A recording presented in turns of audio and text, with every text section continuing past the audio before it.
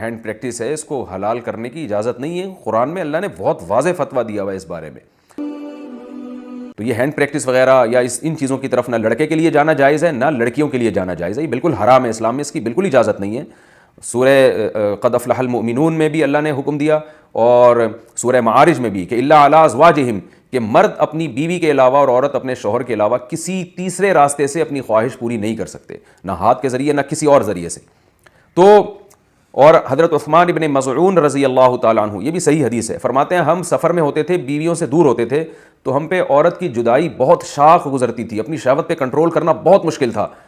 ہم نے نبی سے اجازت مانگی کہ ہم اپنے آپ کو کسی طرح خصی کر دیں, نامرد بنا دیں, تو آپ صلی اللہ علیہ وسلم نے اس سے منع کیا ہمیں. اب آپ دیکھیں حضرت عثمان ابن مظعون اتنی شدید کنڈیشن میں کہ اپنے آپ کو نامرد کرنے کے لیے وہ تیار ہو گئے تھے. فرمایا, حدیث کے الفاظ ہیں, لو اجازنا لاختصینا, اگر نبی ہمیں پرمیشن دے دیتے تو ہم اپنے آپ کو نامرد کر دیتے, یعنی ہمیشہ کے لیے نامرد ہو جاتے.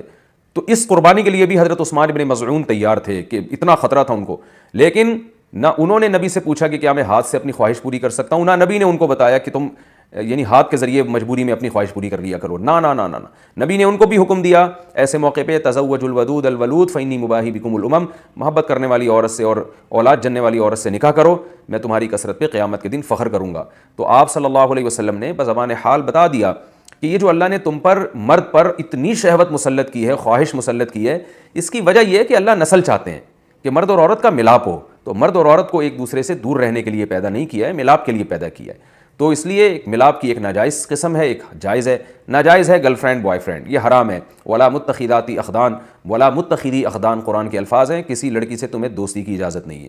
اور جائز طریقہ کیا ہے جو سورہ مومنون میں اور سورہ معارج میں اللہ نے بیان کیا, الا علی ازواجہم, کہ اپنی بیوی بنا کے اپنی خواہش اس سے پوری کرو. فإنہم غیر ملومین, اور اللہ نے فرمایا یہ لوگ قابل ملامت نہیں ہیں. اگر نکاح کے ذریعے آپ خواہش پوری کرو گے تو آپ کو دنیا تو ملامت کرے گی, لیکن اللہ کی نظر میں آپ کو سرٹیفکیٹ مل گیا کہ آپ قابل ملامت نہیں ہیں. یہی وجہ ہے کہ علماء نے لکھا ہے کہ جو بیوی کے ذریعے بھی اپنی خواہش پوری کرے نکاح کر کے, اسے ملامت کرنا, اسے تانا دینا, اس پہ کفر کا خطرہ ہے, کیونکہ اللہ نے اس کو سرٹیفکیٹ دے دیا ہے کہ بھئی یہ قابل ملامت نہیں ہے. تو اپنی جانوں پہ ہم سب کو رحم کرنا چاہیے. زنا معاشرے میں بہت تیزی سے پھیل رہا ہے. کو ایجوکیشن سسٹم نے تو ہمارے فیملی سسٹم کو تباہ و برباد کر دیا ہے.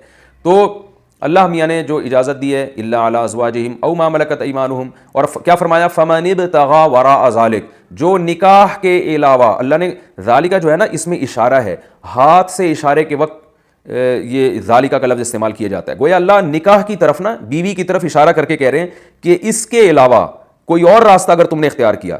یہ کیوں گویا ہاتھ سے اشارہ کیوں, پتہ چل جائے بس یہی حلال ہے, ہینڈ پریکٹس حلال نہیں ہے تمہارے لیے. اسی طرح کسی اور راستے سے اپنی خواہش پوری کرنا حلال نہیں ہے تمہارے لیے. تو اس لیے اللہ نے بتایا صرف یہ بیوی ہے, صرف یہ ہے, اس کے علاوہ کوئی بھی راستہ اختیار کرو گے فاولئک هم العادون, یہ لوگ اللہ کی حدود کو توڑنے والے ہیں.